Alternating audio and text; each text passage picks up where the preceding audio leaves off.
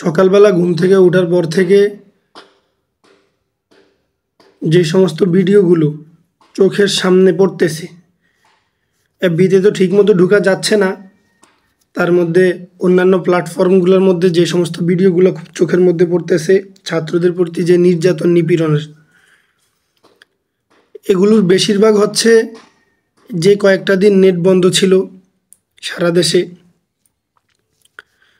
এই কয়েকটা দিনের ভিডিওগুলো ভাইরাল হচ্ছে। তার মধ্যে একটা ভিডিও দেখলাম যে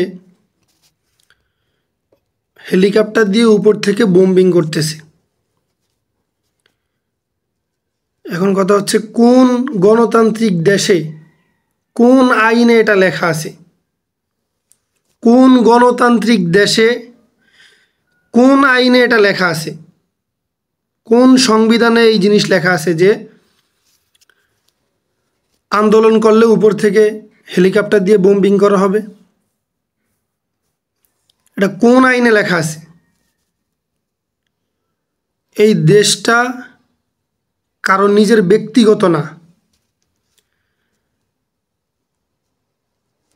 বর্তমানে যারা ক্ষমতায় আছেন তারা যদি মনে করেন যে এটা তাদের ব্যক্তিগত সম্পদ, এইটা এই দেশ তাদের নিজের, তাহলে তারা ভুল করতেছেন। এবং যারা আবার আগামীতে আসবেন তারাও যদি মনে করেন যে এই দেশ আপনার নিজের ব্যক্তিগত, তাহলেও আপনি ভুল করতেছেন। আপনারা ভুল করবেন। এই দেশ কারো বাপদাদার না, এই দেশ কারো বাপের না, এই দেশ সাধারণ জনগণের। এই দেশ যখন স্বাধীন করা হয়েছে তখন সাধারণ মানুষ যুদ্ধ করছে, তখন ছাত্র সমাজ যুদ্ধে নামছিল, লাঠি হাতে নামছিল। একটা দেশের মধ্যে কারফিউ জারি করে দিলেই সফলতা বলে না।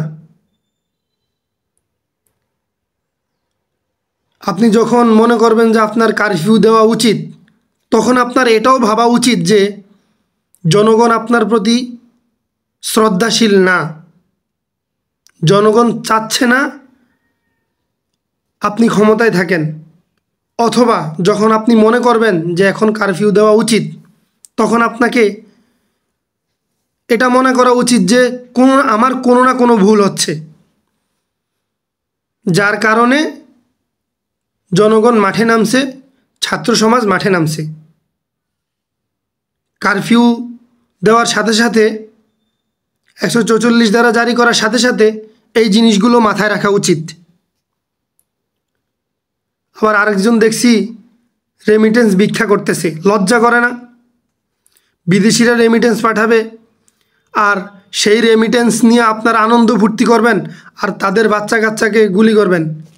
লজ্জা করে না আপনাদের? রেমিটেন্স ভিক্ষা চাইতেছেন এখন। দেশটা কারো বাপের না, এই দেশ সাধারণ মানুষের, এই দেশ জনগণের। জনগণের যেভাবে সুবিধা হবে, জনগণ যেভাবে সুখে থাকবে, দেশ ওইভাবে চলবে।